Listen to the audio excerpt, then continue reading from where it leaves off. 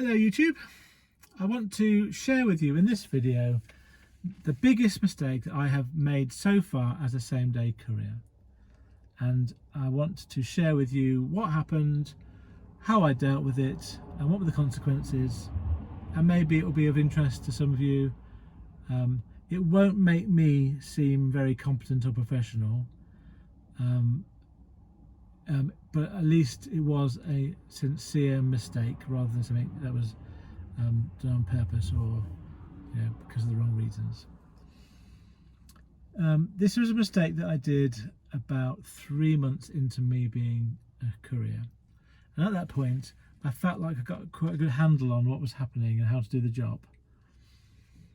And I picked up 2 pallets of leaflets that were loose, but they were stacked up on these wooden pallets, and they were cellophaned on with wrapped cellophane around them. And I had seen in a previous video strapping like a cross as a cross formation, and I thought, oh, I'll try that, see what that's like. It seems like quite a secure way of doing it. So if you imagine 2 pallets, they were probably what you might call Euro size pallets. They weren't full size ones. I had, if you imagine one in front of the other at the back of my van, I had 2 straps in a cross formation from the middle of my van going across to the back of my van, and the front pallet was secured at the front of the load, and then the straps came across and then down at the back of the rear load, and I had them, as I said, crossed across, so they crossed in the middle of the pallets. And when I left them, it seemed to me quite fine, quite secure. I was quite happy with what I'd done with that. So then I made my way off towards to deliver these pallets, and I always do drive carefully anyway, and particularly when I've got a load on, I try and drive even more carefully. But when I came around the first roundabout, I remember hearing and feeling a bit of a clunk in the back of my van, and I thought, oh, that doesn't sound very good. But I carried on driving, and I want to give you a context here. At this point in my kind of career, I was very much in the mindset that this was get from A to B as quickly as possible, and in my mind, stopping and checking a load would have been wasting time. So that's why I didn't stop immediately. Now I would stop immediately, or at least at the first safe point. Sorry, I wouldn't stop in the middle of the road. And so I carried on driving, just thinking about it. And the more I drove, the more it worried me. And I was driving slower and slower, more and more carefully around roundabouts. I was on an A road, so there's quite a few roundabouts. And I just carried on going. And I carried on for about a quarter of an hour, 20 minutes. And by the time I got there, I was getting really quite distracted by the thoughts of what was going on in the back. And I thought, I've got to stop and look what's going on. There wasn't any more noise, but I just was worrying about it. So I pulled over into lay-by, went round the back and opened up the van, and I saw that the rear load had shifted off the pallet by about 10 inches to the side, as I look at it, to the left. And so the leaflets were kind of all still stacked up and cellophane together, but they were sort of, one edge was lying on the floor of my van and the rest of it was all on the pallet. So the first thing that I did was I tried to push back the load back onto the pallet. It wasn't going anywhere. The second thing I did was I tried to ratchet it back up, and it wasn't going anywhere. The third thing I did was call the shipper, and I called the shipper to explain what happened. I said to put a photo on the CX, and I explained what had happened and asked him for advice. And this was an interesting one, because the shipper that gave me the job wasn't the person that was responsible for the job. It wasn't the owner of the job, as it were. So he said he'd get someone to call me, and the person that ended up calling me was actually the owner, an owner-driver whose job it was. And he spoke to me on the phone. I explained the situation to him, and he said, I'm going to come to you. So I pulled over at nearby services. I was probably about a mile away from where I was, just to give us some more space. And so he knew where I was as well. And he said, while I'm on my way, can you please undo the cellophane very carefully? So I said I would. So I put the phone down, and then I started to try and undo the cellophane, but it wasn't going anywhere. I took off a little bit and it just wouldn't come off smoothly. It was quite well stuck and it was ripping, and I thought, I'm never going to get this off without ripping it, and if I get it off, it's going to all stick together anyway. So I gave up on that idea. I just thought, at this point in time, don't make it any worse, just wait till he comes to have a look. So I was waiting for probably about half an hour, 20 minutes maybe. And when he arrived, he was clearly frustrated when he first arrived, because he was obviously had to stop doing a job that he was on to come and sort me out. And when I opened the van and showed him, and when he tried to push it back onto the pallet, he then got angry, furious, I would say. Now, he wasn't aggressive in any way, but I could tell that his emotion that he was feeling was anger, and he was kind of, he said, the first thing he said to me was, have you got insurance, in a very blunt way. I said, yes, I have. And I was thinking, I'm absolutely happy to claim my insurance for this. That's what it's there for. And then we tried to take off the cellophane, and it wouldn't come off easily. So he decided that we'd cut the cellophane. And I was thinking at this point, I think the only solution is to take them all off by hand and repackage them onto the pallet. But I don't have any cellophane. But this cellophane, can we reuse it? I don't know. But I didn't say anything, because the next thing he was saying was, I built this business up for nothing, and my reputation is going to be ruined because of this. And I was thinking, that's a bit of an overreaction. It's just a problem. We'll sort it out together. You know, it's not. I appreciate that you're frustrated. I appreciate that you're having to take some time out of your day to deal with this. I didn't say any of this. I was just being in my head. But I thought, clearly you're overreacting somewhat at this. If you're a business person and you're running a business, this surely can't be the worst thing that's ever happened to you. And anyway, it's not your mistake, it's my mistake, so why would it affect your reputation?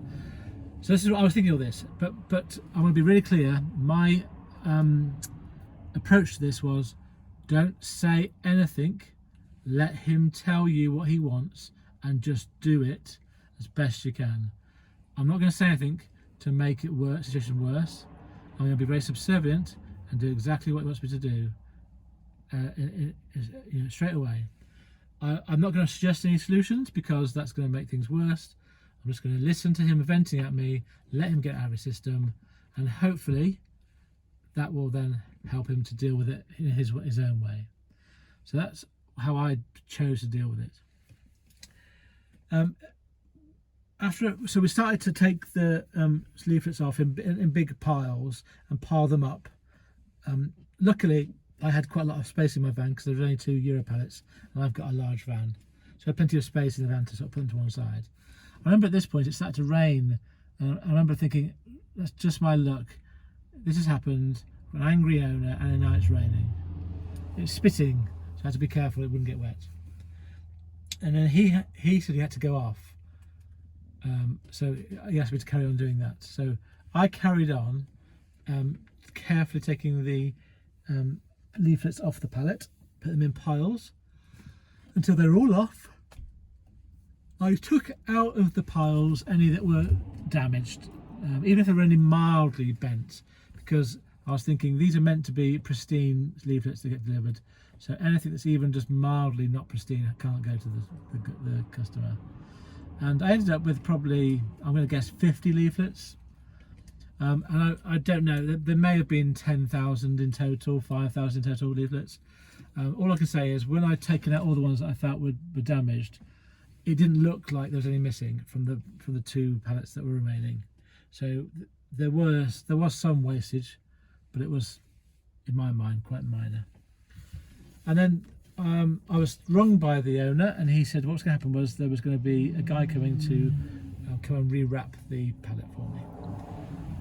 So I waited there. I'd finished in about 20 minutes or so after the owner had left me, and then about 10 minutes later or so the guy arrived, and he was a guy from the printers, and I remember when the owner was on the phone to his customer saying that he takes responsibility for this and he's really sorry.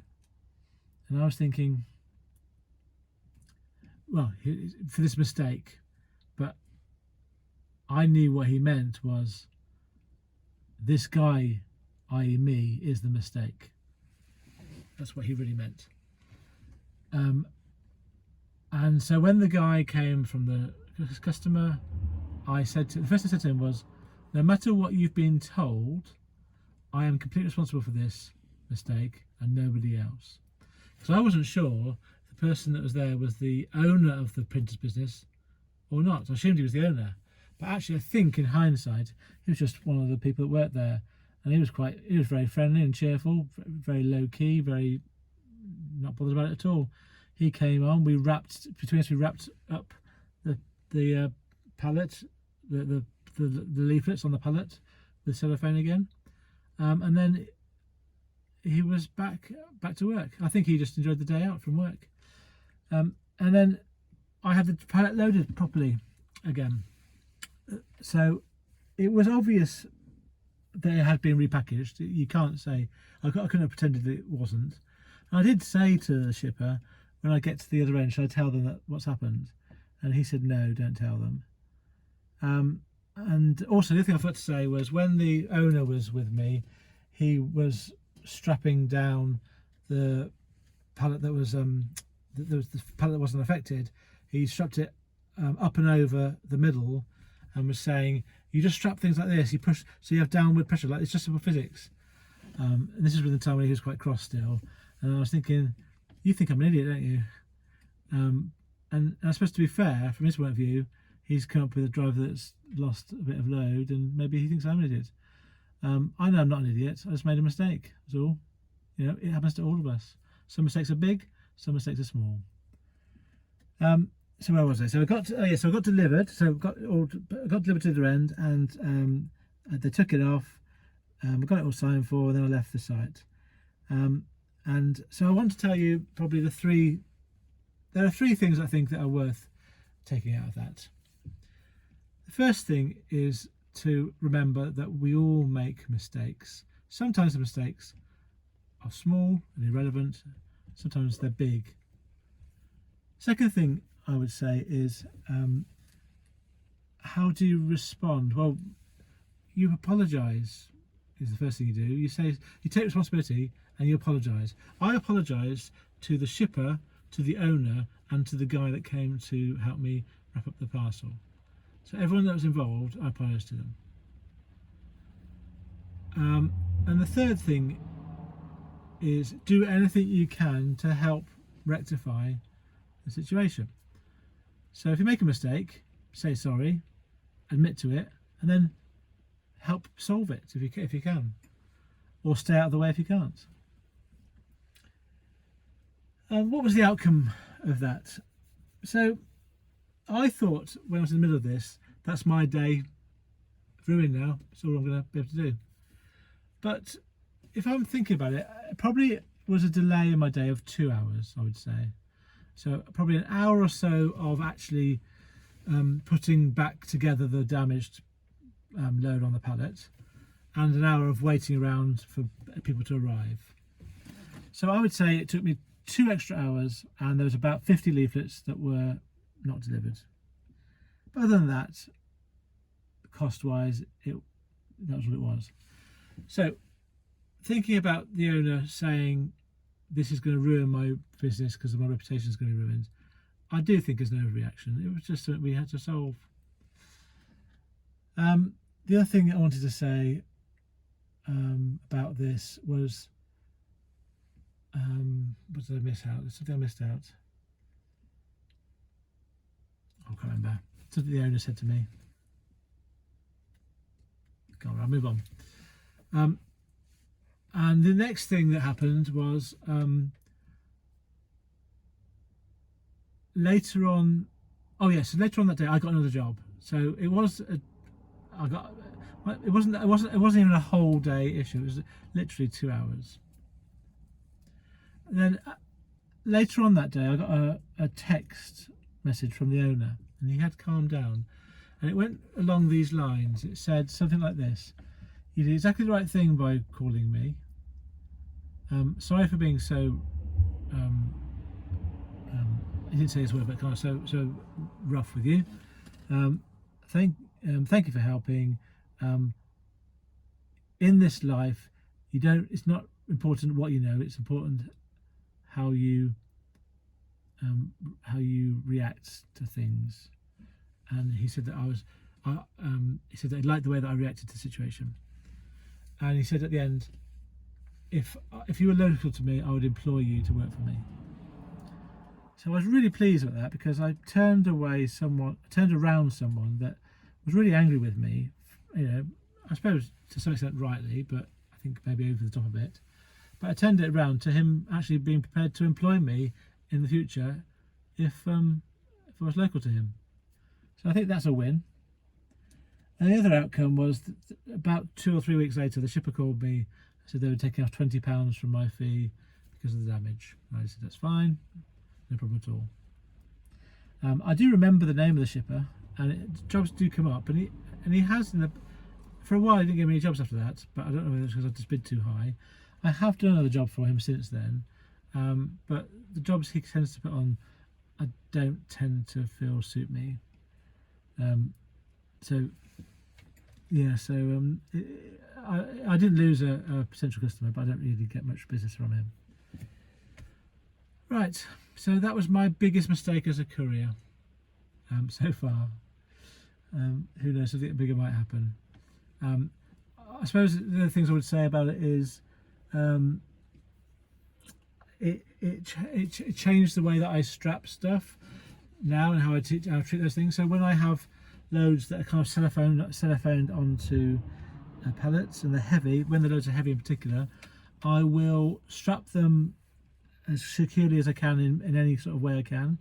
So today I had 2 pallets. I did a cross formation, and I did a third strap over the back pallet. And I also would recommend this after about half an hour or so. Stop, check your load, and I've found that the straps get loose a little bit, so I tighten up the straps a bit. Perhaps one or two ratchets, and then I feel more secure, that they're more safe. I think what happens is, as you're moving, the little movements of the van moves the load a bit and moves the straps, and they just get a bit looser. I found that happen a few times. It's a lesson that I've begun to incorporate, that just to check the straps mid-journey if I can. I particularly do it if they're on cellophaned pallets. I've remembered the other point that I forgot. It wasn't something the owner said to me, it's something I thought at the time. So although I took full responsibility for that mistake, I would just have one slight caveat, and I still stand by this. Whenever I've had leaflets in the past and since then, they've always been in boxes. Now if these had been in boxes, if they'd come off, it would have been a simple thing to put them back on. It would have not been anywhere near as much time, and there wouldn't be any damage. So I would say that part of the problem, it was made worse because the leaflets were loose, and which was nothing to do with me, obviously. So yeah, so that is the thing that I forgot to say before. But anyway, to just finish off, it was my mistake, it was my responsibility, and I did learn from it. I did apologise. Right, there it is, my biggest mistake so far as a same-day courier. Thank you very much for listening.